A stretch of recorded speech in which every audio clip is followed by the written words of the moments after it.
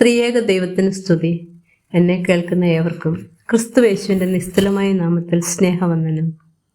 യേശുക്രിസ്തുവിൻ്റെ രക്ഷാകര പ്രവർത്തനങ്ങളിൽ അവിടുത്തെ അമ്മ എന്ന നിലയിലും അവൻ്റെ രക്ഷണീയ പ്രവർത്തനങ്ങളിൽ ഒപ്പം നടന്നവളുമായ കന്യക മറിയാമിൻ്റെ ഓർമ്മ കൊണ്ടാടുന്ന ശുനോയോ പെരുന്നാളിൻ്റെ ദിനങ്ങളിലൂടെയാണല്ലോ നാം കടന്നു പോകുന്നത്. നമ്മുടെ ആഗ്രഹങ്ങളുടെ പൂർത്തീകരണത്തിനായും ആവശ്യങ്ങളുടെയും ആവലാതികളുടെയും പട്ടിക നിരത്തുവാനുമായി നോമ്പ് അനുഷ്ഠിക്കുന്നതിലുപരിയായി പരിശുദ്ധ അമ്മയോട് ഏകീഭവിച്ച് ക്രിസ്തുവിൻ്റെ രക്ഷണീയ പ്രവർത്തനങ്ങളുടെ ഭാഗമാകുവാൻ നമുക്ക് സാധിച്ചാൽ നമ്മുടെ ജീവിതവും ഫലവത്താകും എന്നതിൽ സംശയമില്ല. പരിശുദ്ധ മാതാവിനെപ്പറ്റി നാം ചിന്തിക്കുമ്പോൾ കേവലം മാതൃത്വത്തിൻ്റെ നിറകുടം എന്ന് മാത്രമല്ല നാം കാണുന്നത്. വിശ്വാസത്തിൻ്റെ പൂർണ്ണരൂപം, വിശുദ്ധിയുടെ പ്രതീകം, ത്യാഗത്തിൻ്റെയും സമർപ്പിതത്വത്തിൻ്റെയും മൂർത്തിമഭാവം, നമുക്ക് ഊഹിക്കാൻ പോലും കഴിയാത്തത്ര സഹനത്തിൻ്റെ മാതൃക, ഇതെല്ലാം ഒരാളിൽ സംവേദിച്ചാൽ ആ വ്യക്തിത്വം എത്ര ശ്രേഷ്ഠമായിരിക്കും. അതാണ് പരിശുദ്ധ അമ്മ മറിയാം. കന്യക മറിയാമിനെ പോലെ കർത്താവിന് വേണ്ടി രൂപപ്പെടുന്ന ജീവിതങ്ങളായി മാറുവാൻ തക്കവണ്ണം ഈ നാളുകൾ നമ്മളെ സഹായിക്കണം. കർത്താവിന് ജന്മം നൽകി എന്നതുകൊണ്ട് മാതാവിൻ്റെ നിയോഗം അവസാനിക്കുകയല്ല, മറിച്ച് അവൻ്റെ ഈ ലോക ജീവിതത്തിലുടനീളം ചേർന്ന് നിന്ന് അവൻ്റെ ശുശ്രൂഷകളിൽ സാന്നിധ്യമാകുവാൻ മാതാവിന് സാധിച്ചു എന്നതാണ് ആ വ്യക്തിത്വത്തിൻ്റെ സവിശേഷത. ഇവിടെ നാം കാണുന്നത് ദൈവത്തിൻ്റെ കൃപ ലഭിച്ചു എന്ന വാർത്ത ശ്രവിച്ചതു മുതൽ അവൾക്ക് ശക്തമായ മുന്നറിയിപ്പുകൾ ലഭിക്കുന്നുണ്ട്. വളരെ വ്യത്യസ്തങ്ങളായ ശബ്ദങ്ങളാണ് കന്യക മറിയാം ശ്രവിക്കുന്നത്. ഇതിൽ സംതൃപ്തികരമായ കാര്യങ്ങളുണ്ട്, അതോടൊപ്പം വേദനിപ്പിക്കുന്നതുമായ കാര്യങ്ങളുണ്ട്. വിവാഹ നിശ്ചയം ചെയ്യപ്പെട്ട യുവതി ഗർഭിണിയാകുന്നതിൻ്റെ ഭീകരതകൾ, അവിടെ നിന്നും മലനാട്ടിലേക്ക് ബന്ധപ്പെട്ട് എലിസബത്തിനെ കാണുവാനുള്ള യാത്ര, എലിസബത്തിൻ്റെ വാഴ്ത്തിപ്പാടലുകൾ, ശിശുവിൻ്റെ ജനനം, ശിശുവിൻ്റെ മുമ്പിൽ അവനെ കാണാനെത്തുന്നവർ നമ്രശിരസ്കരാകുന്നതും അവരുടെ മഹത് വചനങ്ങളും വാഴ്ത്തിപ്പാടലുകളുമൊക്കെ സമ്മിശ്ര വികാരങ്ങളാണ് അവളിൽ ഉടലെടുക്കുന്നത്. പാലായനം എന്നൊക്കെ കേൾക്കുമ്പോഴേ എന്തൊരു പ്രതിസന്ധി! അതും സ്വന്തം കുഞ്ഞിൻ്റെ രക്ഷയ്ക്ക് വേണ്ടിയുള്ളതാവുമ്പോഴോ ഏറെ ദുർഘടമാകുന്നു. ഈ എല്ലാ അനുഭവങ്ങളിലും മാതാവിനെ നാം കാണുന്നത് വളരെ നിശബ്ദതയോടും ശാന്തതയോടും കൂടി എല്ലാം ഉള്ളിൽ സംഗ്രഹിക്കുന്നതായിട്ടാണ്. എല്ലാ പ്രതിസന്ധികളിലും എത്രയോ അനുഗ്രഹിക്കപ്പെട്ട രീതിയിലാണ് കർത്താവിൻ്റെ കൈപിടിച്ച് ഈ അമ്മ നടന്നു നീങ്ങുന്നത്.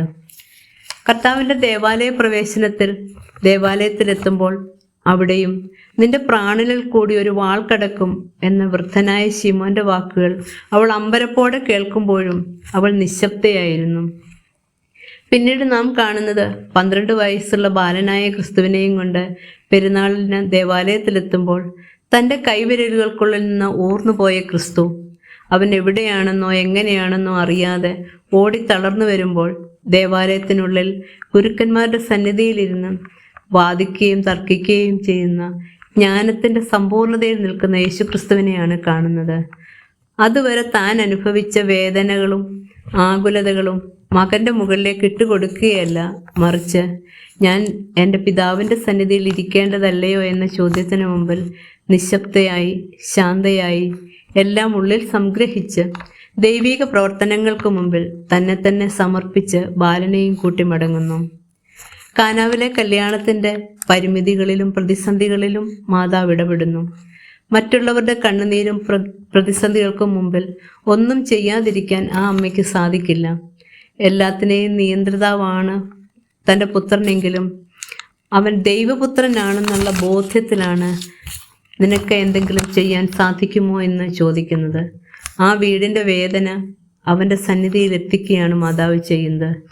നിരസിക്കുന്ന വാക്കുകൾ യേശു പറയുന്നുണ്ടെന്ന് എല്ലാവർക്കും തോന്നുന്നുണ്ടെങ്കിലും കന്യക മറിയാം അവിടെയും ശാന്തമായി അവൻ എന്തെങ്കിലും കൽപ്പിച്ചാൽ നിങ്ങളത് ചെയ്യുവീൻ എന്ന് പറയുമ്പോൾ അവൻ കൽപ്പിക്കുമെന്നും അതിലിടപെടുമെന്നുള്ള ഉറപ്പ് മാതാവിനുണ്ടായിരുന്നു. കാരണം തൻ്റെ പരിമിതികളിലും വേദനകളിലുമൊക്കെ ഇടപെട്ട ഒരു ദൈവത്തിൻ്റെ സ്നേഹം അവൾ ഇതിനോടകം രുചിച്ചു കഴിഞ്ഞിരുന്നു. ആ ദൈവത്തിൻ്റെ പുത്രൻ ഈ പ്രതിസന്ധിയിലും ഇടപെടാതിരിക്കില്ല എന്ന് അവൾ വിശ്വസിച്ചിരുന്നു. പിന്നീട് കർത്താവ് പോയ വഴികളിലൊക്കെ ഏവരുടെയും വേദനയിലും സങ്കടങ്ങളിലും ഇടപെട്ടുകൊണ്ടാണ് മുന്നേറുന്നത്. ഇതെല്ലാം കണ്ട് ആഹ്ലാദിക്കുന്ന ഒരമ്മയായിരുന്നു മറിയാം. പക്ഷേ അവൻ്റെ ഇടപെടലുകളൊക്കെ അവനെ കൊണ്ട് എത്തിച്ചത് ഗോകുൽത്തായുടെ നെറുകയിൽ ക്രൂശന്മേലാണ്. ആ ക്രൂശിൽ കിടന്ന് അവൻ പിടയുമ്പോഴും അമ്മ പ്രാവിനെ പോലെ കുറുകിക്കരഞ്ഞുകൊണ്ട് അവൻ്റെ പാതാരബിന്ദങ്ങളിലുണ്ട്. ഒരമ്മയ്ക്കും താങ്ങാൻ പറ്റാത്ത കാഴ്ചകളിലൂടെ കടന്നു പോകുമ്പോഴും ഇതിനപ്പുറം ഉയർത്തെഴുന്നേൽപ്പുണ്ടെന്നുള്ള ഉറച്ച ബോധ്യം അവൾക്കുണ്ട്. എന്നെ കേൾക്കുന്ന പ്രിയരെ, നമുക്കും മറിയാമിനെ പോലെ നമ്മുടെ ജീവിത വഴികളിൽ ശാന്തരായും സൗമ്യരായും എല്ലാം മനസ്സിൽ സംഗ്രഹിച്ചും ജീവിക്കുവാൻ സാധിക്കണം. ദൈവത്തിൽ ആശ്രയിക്കുന്ന ഏതൊരുവനും കന്യകമറിയാമിനെ പോലെ വിശ്വാസവും പ്രത്യാശയും ഉണ്ടായിരിക്കണം. കുരിശിനെ അതിജീവിക്കുവാൻ നമുക്കെല്ലാവർക്കും സാധിക്കും. നമുക്കും ഒരു ഉയർത്തെഴുന്നേൽപ്പുണ്ട്. ഇതാണ് കന്യകമറിയാം നമുക്ക് പകർന്നു നൽകിയിരിക്കുന്ന വിശ്വാസം. അതിനായി ക്രിസ്തുവിനോട് ചേർന്ന് നിൽക്കണം, അവനോടൊപ്പം സഞ്ചരിക്കണം, അവനു വേണ്ടി സഞ്ചരിക്കണം. എങ്കിൽ നമുക്കും ധന്യരാകാം.